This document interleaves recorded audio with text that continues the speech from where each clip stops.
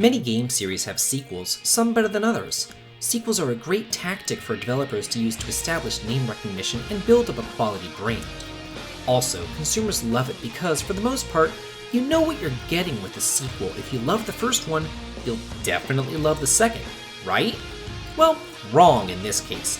Here we're going to be covering not just bad sequels, but sequels so bad that they completely destroy the series in such a way that they haven't seen the light of day since. Number 5, Lufia: The Ruins of Lore. The Lufia series was gone too soon. Consisting of 4 games, there are some masterpieces here, most notably Lufia 2, widely regarded as one of the best games on the SNES. The series started out as a Dragon Quest clone, but quickly grew into its own, and, similar to Final Fantasy, there are some common threads that tie all the games together, such as the Sinistrals, the theme of reincarnation, Descendants of Maxim, the Dual Blade, airships, capsule monsters, the ancient cave, and a deep, well-crafted world to explore with tons of hidden secrets to find. Now, take all of that, throw half of it away, and beat the rest down until they're unrecognizable, and you have Lufia: The Ruins of Lore. The Sinistrals are gone, Reincarnation gone, Descendants of Maxim gone, the Dual Blade gone, airships gone! Just about everything that ties the series together has vanished. But let's actually take a deeper look at the game. The premise is great. The story's set in the same world as that of Lufia 2, so they took the best game of the series and built on it, right? Wrong. It's set 20 years later and follows 3 random friends who just want to explore ancient ruins. These 3 characters are very flat and one-note. The characters in Lufia 3 were better developed than these guys, and there were 13 of them there, so that's really saying something. Why didn't this game just follow Maxim's son, Jaren?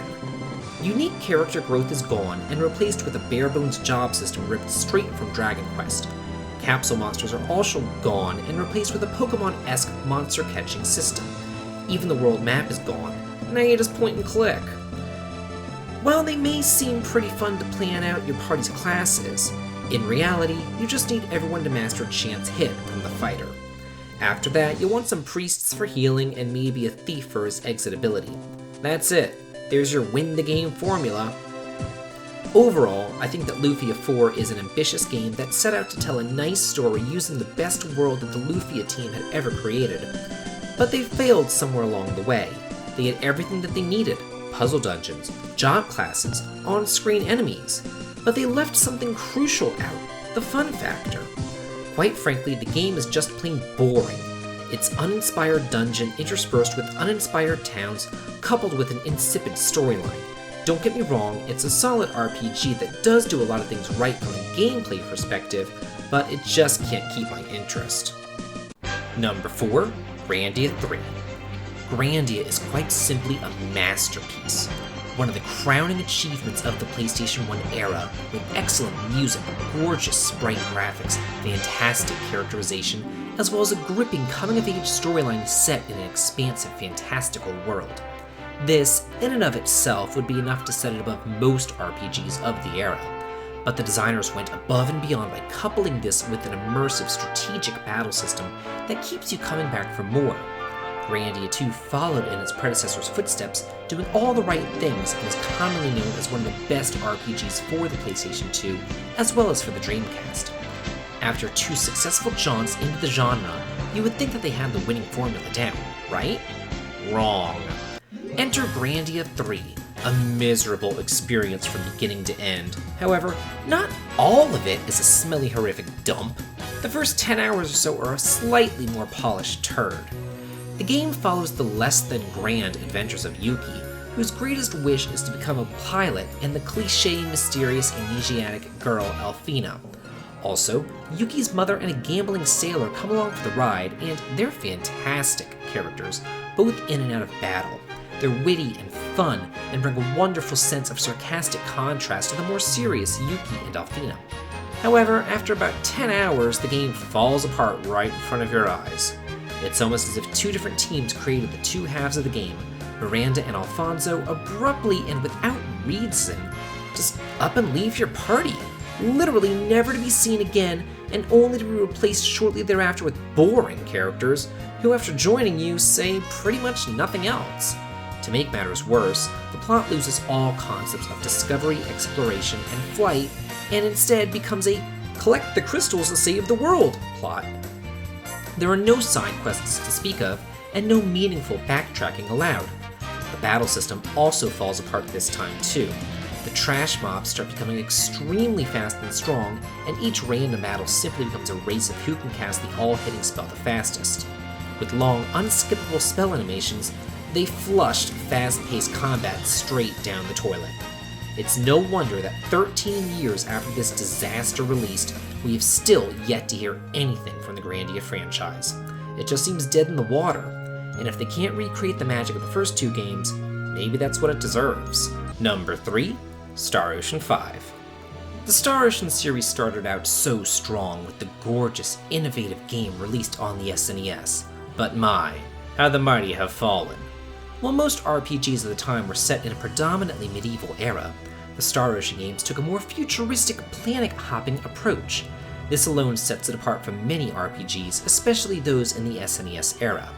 Star Ocean 2 and 3 are some of the best games on their respective systems, letting you explore multiple planets with a large cast of characters, and allowing you to make meaningful decisions that affect the overall makeup of your final party. Despite the questionable plot twist of Star Ocean 3, the two games are considered classics. Moving on to the HD era with the release of Star Ocean 4, the series took a pretty epic turn. The gameplay is fluid and fun, and more importantly, you can now explore more planets than ever before. In addition to this, you can man your own spaceship, and it really does a good job of making you feel like you're on a grand adventure through outer space. This is just about the pinnacle of the Star Ocean series, and all Star Ocean 5 had to do was build on to the successes of its predecessors, right? How did they manage to fail at everything they set out to accomplish is one of life's greatest mysteries.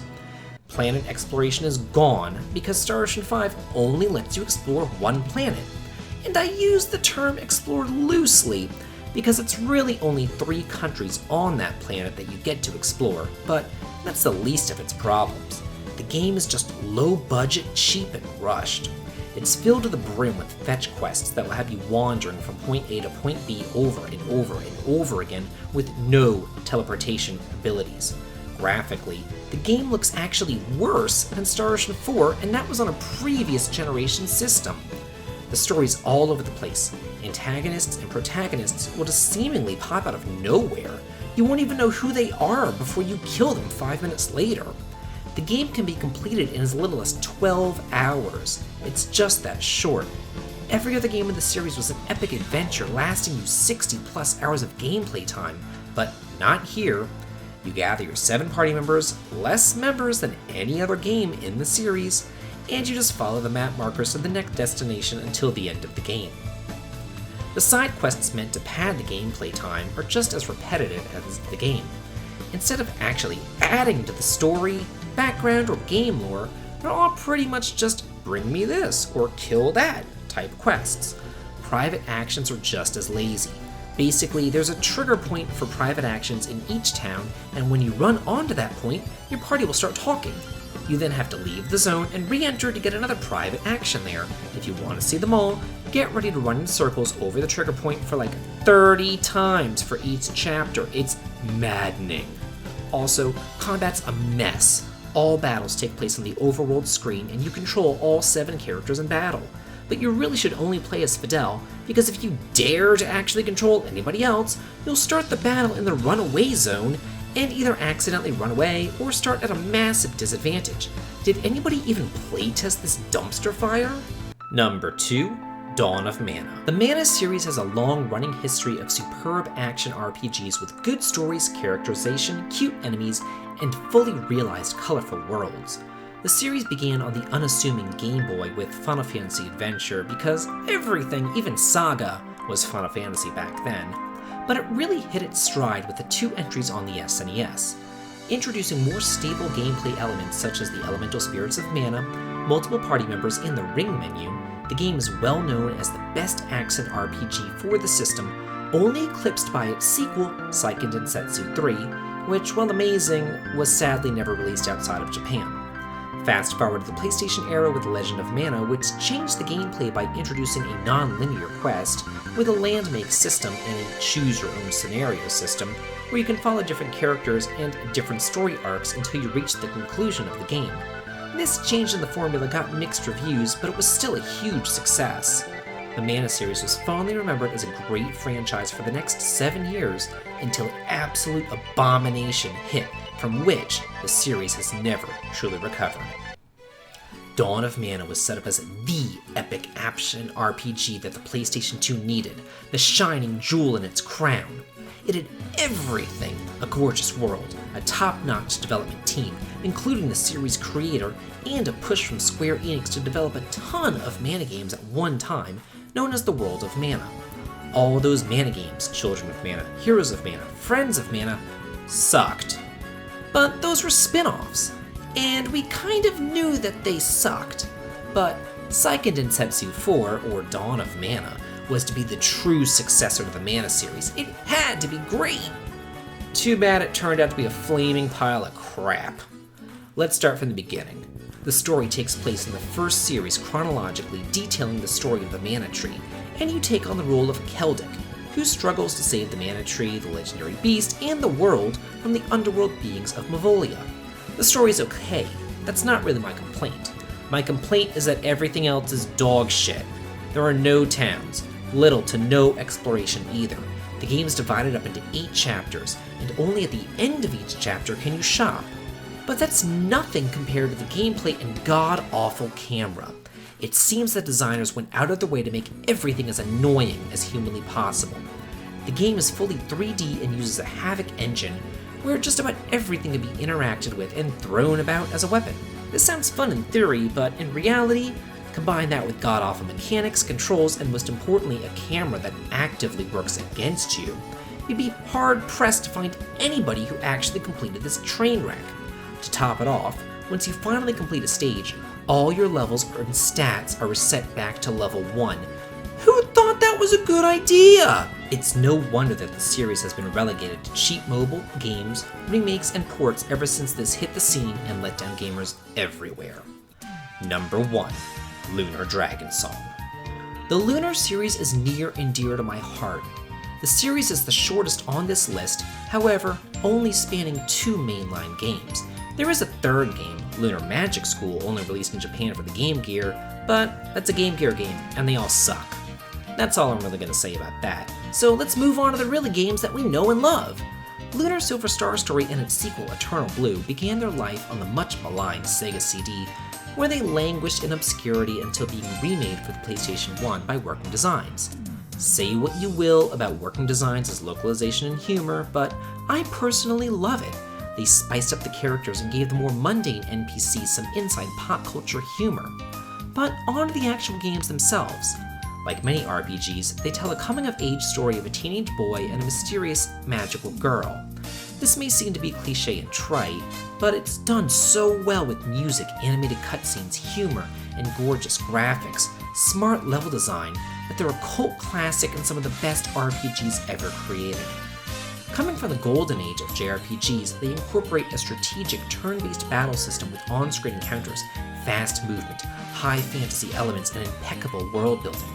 Now, take everything that made the Lunar series great, stomp it down until it's unrecognizable, take a giant shit on it, and then you have Lunar Dragons Song. It's still a coming-of-age story with a teenage boy and mysterious magical girl, but that's the only thing tying this monstrosity of a game to its predecessors. The excellent localization, humor, and emotion is gone. The text that is there is as dull as a box of rocks. I say that because there's really no story to actually speak of. The hero just wants to save the world because reasons. A package was stolen or some such nonsense. It's pretty ridiculous. Also, it barely even has anything to do with dragons. It was just called Dragon Song to have DS in its title. Yeah, so clever, game. As you run around town to explore, well, strike that, walk around town, because God forbid the game just lets you run. If you do so, you'll lose HP to the tune of 1 HP per step, and if your HP gets too low, you're forced to just walk at the slowest pace imaginable. And speaking of slow, let's get to the battles. You have 3 characters and are normally faced with a party of 5 to 6 enemies, and your party members are insufferably weak, so for the most part the only person who can actually kill an enemy is your hero. And also, to make matters worse, you can't even target which enemy you want to strike. It's all at random. This is compounded by the fact that certain monsters can break your equipment. So of course you'd want to target them first, but no! You'll be screwed every which way from Sunday in this crap fest. Why? Because you don't even earn experience and gold from battles. You have to choose which one to earn. This unnecessarily doubles the game's length, and believe me, you won't want to play this for a second longer than you have to. It's a shame that the Lunar series never recovered after this abysmal failure. If any of these series should be able to make a rebound, it's Lunar, since at its core it's a traditional 2D RPG, and with so many of those releasing successfully on the PC, hopefully it's just a matter of time before Game Arts puts the magic back into Lunar. Now, there are a few games in mind that I think could have also made this list, but far be it from me to cause drama or controversy. Man, that was a letdown. If you like this, please like, comment, and subscribe, and have a good day.